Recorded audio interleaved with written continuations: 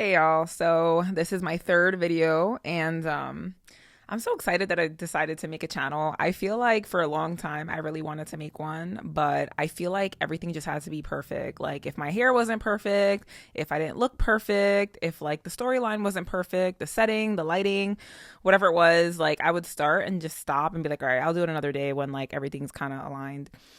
And I realize like when you have that mentality, like nothing is ever truly aligned, right? Nothing's perfect. You kind of just have to do it and kind of know that it's going to be imperfect and just know that with time comes like not perfection, but with time comes practice, and with practice comes improvement, right?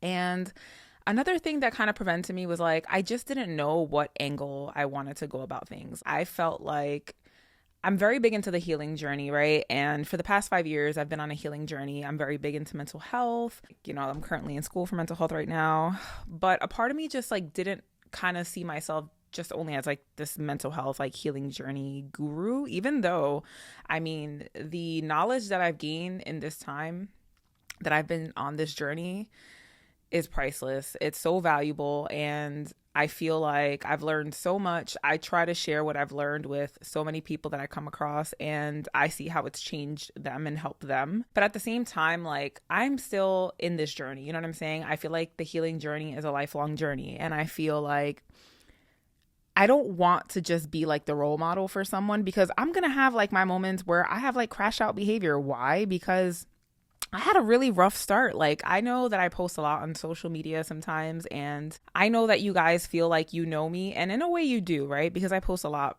But I've gone through some stuff that, like, is just between me and God, and I've gone through some stuff that I could make endless videos and never truly, like, cover everything I've gone through. So, with that being said, and just kind of having that beginning, I'm never going to be perfect. I'm never going to be this like walk on water like guru that's just going to tell you like how to heal and then just like be perfect and just like lead the tribes. Don't get me wrong. I feel like the information that I have is like super valuable, but I feel like at the same time, I want to be free to express my journey. Like when I'm having a hard time, I want to feel free to express that I'm having a hard time and not have this burden or like this perception placed on me that like I have to be perfect because I'm the one like leading others or being a source of help for others. So I feel like that's something that I had to like navigate, you know what I mean? And I realized, you know what?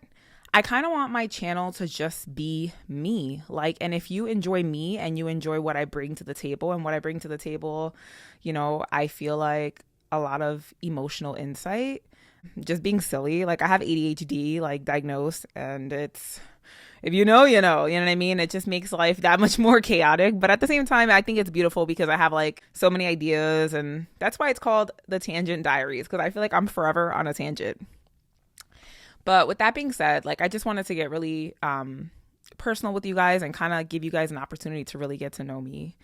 So one thing that I kind of want to talk about, so yesterday I kind of had this emotional processing experience, and I kind of went on an L walk with my dog. Yes, I was gardening, right?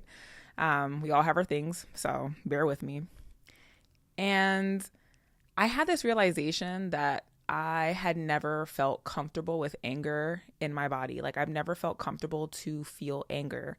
And whenever someone angered me or triggered me, I kind of like dissociated, and either like went to the point where I was like really dissociated, or like dissociated enough to like get to a point where I felt safe to just like cry. And I would just like cry and just kind of let that out. And I used to think like, okay, like that's fine. I'm feeling my feelings. Like it's an emotional release. And everybody knows like after you cry, you feel so much better. Like you feel like there's like a pressure or weight, like, lifted. But what I realized is that I never allowed myself to feel the anger before I started crying. And when you don't let yourself feel that anger before you start crying, or before like whatever your response is to your anger, like if you don't let yourself feel it, you never get to the point where you kind of are able to seek justice for what's causing you the anger and kind of like make a change. And I realized how that played a role in so many experiences in my life where like, I'm sure you've had them too, where like you go through something and you realize like how it hurt you afterwards, or like how you were played, or how someone, intentionally hurt you afterwards, and then you kind of just like, damn, like I should have said X, Y, and Z, and like you're driving in your car, or you're like walking home, and you're just like having these conversations in your head about what you could have, would have, should have did, right? So I feel like I found myself in so many situations like that. And I used to beat myself up and just be like, damn, like you should have said this or you should have did that. And I realized that I really can't blame myself for the way that I didn't allow myself to feel my anger, because anger didn't feel safe. Growing up, I grew up in a very chaotic household, and I grew up around very angry parents, very angry people. And there was no speaking up for yourself. You know what I'm saying? Like, if you had an opinion, you best keep it to yourself, because expressing your opinion was seen as disrespectful. And if you're seen as disrespectful and, you know, getting a, how can I say? Yeah, like my parents, my family just did not play. That's all I can say. So in a sense, like I really couldn't speak up for myself. You know what I mean? I couldn't express that anger because, damn, I didn't realize how hard this would be to talk about. I don't know. I think like sometimes when I talk about this topic, I'm still processing. And it kind of makes me a little sad, because I just think of the times where I couldn't stand up for myself, where either someone was like bullying me or, you know, for instance, like school, I was bullied profusely. Okay. I was a chubby girl. I was a little butterball. Okay. And no one let me forget it. Okay. Like I was made fun of like crazy. I feel like a part of me is like processing right now. And then a part of me is also feeling a little bit embarrassed for letting people into what I'm sharing right now. And that's something I'm working through. You know what I'm saying? I feel like this is like the part of me that makes me shy. Like the parts that I show on social media sometimes where I'm like this like vibrant person, or I'm just like, it's like extremities, right? I'm having a good day, a bad day, but it's like little clips and it's just the surface. It's never really like what's underneath. And I think like sharing what's underneath and verbalizing and hearing it and knowing that someone else is going to hear it, it puts me in a really vulnerable place, and it makes me feel so seen, but in a way that's like naked, you know what I mean? And like nervous. So with that being said, like I feel like the times that I did feel my anger, I used to go crazy. Like that's just it. Like I can't yeah, like I used to go crazy. Like if I allowed my anger to like really fester, because what would happen is, right, like when you're an anger suppressor, you're like a people pleaser, right? And you can only please people but for so long, right? Eventually you're gonna hit your limit. Everybody has a limit. So I would sit and I would let shit pile up. And eventually when I felt like I couldn't anymore, like I would explode. Like it would always be a button, and sometimes it was a button that I didn't even know was there. So that's another reason why I felt like I couldn't really rationalize with myself in the moment. Like I would just become super explosive, like, you know what I mean? When I was younger, I was like fighting, I was yelling, I was a tough guy. And I feel like in a sense I always had to be, because like I said, I got bullied a lot, and made fun of. Like I was always called fat, and it was just by everyone, majority like boys. I don't even know, we could talk about that topic another day. But when you're in school, like you're not able to like really, I wasn't trying to get suspended, like I wasn't trying to like get in trouble, so like I couldn't really respond in the way I wanted to, although there were times where like I had no choice but to like, you know, get bucky, you know what I'm saying? But I think of like times where my parents would yell at me, or like my parents would get physical with me, and I couldn't do anything but just like dissociate. Like I couldn't do anything but just dissociate, because like I couldn't do anything. I was like helpless in that situation. And something else that I realized was that like growing up, this is hard to talk about, but I had an older brother, and my older brother and I, Like we fought all the time, like all the time. And I felt like I was just like his punching bag. And it became to the point where it was just abusive, you know, it was abuse. Like I'm not going to sugarcoat it. Um, and I just remember like he wanted to, I don't know, he had all this aggression, and I don't know where this aggression came from. I mean, possibly just because, you know, we grew up in like a really aggressive household, and maybe just getting hit, and I don't know, like maybe trauma that I don't know. But he just had this like aggression, and I remember like he always wanted to fight me. Like he always wanted to fight. And when I say fight, I mean like physically fight, like box, karate, like wrestling. And mind you, like I'm a little girl, right? And he's much bigger than I am. And he just wanted to fight all the time. And I remember like I could not say no. Like if I didn't want to fight, like I was still going to get my ass beat. Like I was still going to have to fight. You know what I'm saying? So it was a situation where it was like, I'm damned if I do, I damned if I don't, because the moment I decided to fight back and be like, fuck it, I have no choice, right? Like he's not going to leave me alone. He's going to mush me or do this and this and that until I respond. But the moment where, you know, I engaged in fighting with him, and like the moment where he would take it too far and like really start hitting me really, really hard, in those moments where I felt like it was life or death, like this person I know is stronger than me. So I have to channel whatever strength from wherever it's going to come from to try to like beat this person, which I couldn't, right? But at least like just fight for my life. In those moments, there was like something that would like turn him on, and like he loved the fact that like I had gotten to that point, and it just made him like wail on me harder. And I feel like in that moment he felt like I was no longer the victim, and we were equals, and it gave him like justification to be able to like take out that anger, because I am also tough, but literally I'm like fighting for my life, right? So with that being said, like I'm just trying to paint the picture of like two extremes, you know what I'm saying? Like being so angry that you can't do anything about it, you're helpless, and then you have to like dissociate, right? And then being so angry and then doing something about it and fighting back, but realizing that you're setting yourself up for like someone to beat you even harder, right? So it's like just doesn't feel safe, which is why like most of the time, like I said, whenever I feel angry, I just like automatically cry. And I kind of lived with a lot of the ways like I didn't stand up for myself, because I didn't allow myself to feel that anger, because I always felt like I was wrong in a situation. Like even when I wasn't wrong, like I would always try to understand the mentality of the other person. And not to say that there weren't times where I was, you know, granted, like there's definitely been times where I've been wrong. You know what I'm saying? Like we're human, we make mistakes. Like we're on this like journey to like take accountability. So that I'm gonna put that out there. Like there's definitely times where it was my fault. But when you have this like inherent belief that you are wrong or you are the problem, you will always find evidence to make that true. And I feel like it kind of makes you stay in situations where you know you're not supposed to be in, situations that you know like you don't feel right, situations where you know, you just know. I think when you're not supposed to be somewhere, you just know. Like you ignore, but you know.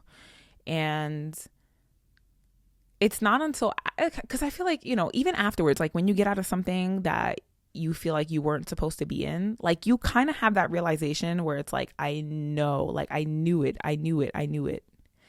And yeah, I'm not gonna lie, I don't know where I was going with that. I might have to take a moment. Okay, y'all. So I think I collected my thoughts, but I think the correlation that I was trying to make was that in times where I allowed myself to stay in places where I shouldn't have been, places that were hurtful to me, and I didn't move or I didn't speak up for myself, or I didn't do the necessary things to like save myself when I already had the awareness, I lived with this like guilt and resentment towards myself. And I feel like a lot of it stems from the fact that like rather than having my anger kind of lead and being afraid that like I might fuck shit up or I might just go crazy if I allow myself to be angry, but just understanding that like your anger is what powers like change. And if I would have allowed myself to be like, fuck this, fuck that, how dare you, and just like really have my back, I could have prevented a lot from happening to me, honestly. But I feel like I don't regret anything happening to me because like I'm here, I'm learning, I'm healing.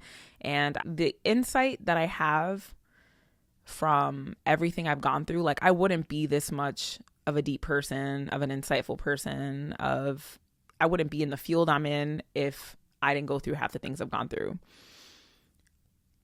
But the point being said is like yesterday, I really just thought about it. Like I thought about how, because I used to always think about how I allowed my suppressed anger to kind of just like be just that, like suppressed and not serve as a purpose to kind of like pivot me and to really like advocate for me and like transition me into where I need to be. And I had this like blame for a long time against myself, and I didn't like myself because of it, because I felt like I was weak and like I felt like I couldn't stand on my own. And I feel like the fact that I allowed people to treat me a certain way because I had a connection with them, like it just showed how much I couldn't be trusted to have connection, true connection, because I couldn't have any autonomy once it was established, which is the reason why I spent a long time like isolating myself. I know the way these all connect. But nonetheless, like when I was having that walk yesterday and I was just like kind of thinking, I was like, you know what? I understand. Like I understand now why I couldn't show my anger, why I couldn't embody that, and why I don't need to like blame myself anymore. It was all conditioning and it was all like responses. And like if something didn't feel safe for me and it really wasn't at a time, like that is conditioning, and I can't blame myself.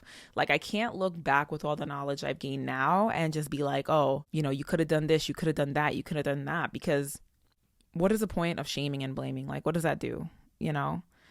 And I kind of like just had this thought and I was like, yo, I forgive myself. I really forgive myself. I forgive myself for not standing up. Like I forgive myself for making myself feel small. Like making myself feel small has protected me in so many ways. Like when I was a kid, like with so many things that have happened to me in so many environments that I was a part of. And the beauty is like unlearning that now and unlearning, you know, the fact that like this is the only way to like be safe is like to be out the way and like unseen and like don't bother anybody. And now that I'm an adult and I'm working on trusting myself and like building this relationship with myself and understanding that like I'm locked in with myself. Like I'm here for myself. I advocate for myself. I stand up for myself. Like I move differently now. I can now work with what I know and like make sure that it doesn't happen to me in the future. And not to say that like I'm perfect and I may never end up in a situation like that, because I mean, our emotions are interesting things, right? Like our emotions dictate a lot of like what happens to us. Even if we feel like we're not acting, we are acting in some way on our emotions. And I don't know. I just felt like the sense of relief. And since then, I kid you not, I can't explain it to you, but my mind has been so quiet. Like it's been so quiet in my mind. Like usually my mind is like anxious thoughts, like in a circle, like all day. And it's just like refuting this thought, refuting that thought, refuting that thought, and just like going in a circle and going in a circle. And it just takes so much mental energy to just like block out all of the negative, like anxious and like fearful thoughts.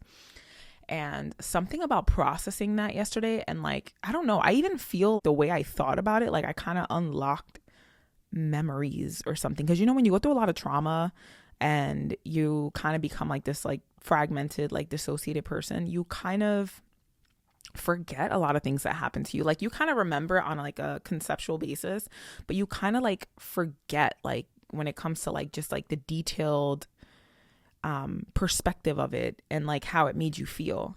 And just processing this yesterday, I guess I didn't realize like how much I still carried from like not allowing myself to feel anger. Like I had no idea like how significant this was. And y'all, I kid you not, like since then, like, I don't know. I swear, I was like, I must just still be like, so I was like, maybe like once this wears off, like it's gonna go away and like everything will just come back. And I kid you not, like I woke up this morning and my brain feels so fucking quiet. Like I woke up, I didn't even scroll. Like I woke up, brushed my teeth, washed my face, like did the dishes, like, and I know this sounds like all very like simple task, but when I tell you like the amount of shit in my brain that makes a simple task feel like monumental and makes it feel like impossible, I couldn't explain it to you. So for me to just get up and be able to like streamline and like do all these things and just like have a quiet brain, woo, because let me just tell you, like it just it feels unreal. I think that's how emotional processing kind of like benefits us. I really do believe like trauma, emotions, and like all that negative juju just gets like stored in the body, stored in your subconscious. And like you have to, like, it's your job to like purge all of that out of you so that you can become this like new vessel and just like live the life that you were intended to live prior to like what's happened to you, you know? I think that's the real story of like kind of like beating the odds. And I don't know, I'm kind of excited, you know? I feel like it's been a back and forth journey with myself, honestly. A lot of ups and downs. I feel like one moment I'm like super motivated, the next moment I'm kind of like off track, and it's my emotions have been all over the place. But like on this journey, I've really been working on like emotional regulation and just like understanding that like my feelings fluctuate so much. So like I cannot put emphasis on like allowing them to dictate how I respond and how I move, because it will literally have me in a roller coaster, which it has had me in a roller coaster for so long. And I look back and I'm like, you know what I mean? Like, oh my God. A lot of it of my own doing, because like, had to fix that. Yeah, a lot of it of my own doing, because I feel like I just couldn't handle certain emotions. And like, if I felt certain uncomfortable emotions, like I had to act, or I just had to shut down, or like I just couldn't. And now like I have so much more like emotional resilience. So I'm processing shit, I'm learning shit, I'm growing, I'm moving, I'm doing. And honestly, I'm like really proud of myself. And this YouTube channel is basically me just sharing my life, because I feel like there's so many of us that go through so many things, and I feel like some people don't share what they go through, and it may not be because, you know, they don't want to share, but they just may not be ready to share. And I feel like when we share our experiences, especially like our adversities, right? Because it's so easy to look at social media and look at everybody and be like, oh my God, this person looks perfect and this person looks sad and that person's on vacation, and everybody just kind of like presents like the best depictions of themselves, right? And the truth is, like, a lot of us behind closed doors, like once we turn the screens off, like we are suffering, like we are going through shit. And I feel like when you allow some transparency and allow other people to see like reality and like your struggle, like you make someone else feel seen. And like that's the greatest gift you can like give to someone else, is to make them feel seen. Because at some point, once they feel seen, they will feel more comfortable to share and to be in their own skin. And that's it. You know what I mean? Like, I'm not a professional guru. I am not just an ADHD crash out, although I have my moments. I have severe ADHD, guys. And like, this is why it's called like the Tangent Diaries, because it goes from apples to grapes to bananas. And like, I talk in circles. And if you can keep up, you can keep up. If you like it, tune in. But this is just me to just share me. So I appreciate y'all. And I hope that you guys continue to follow the journey and subscribe. And yeah, here we go.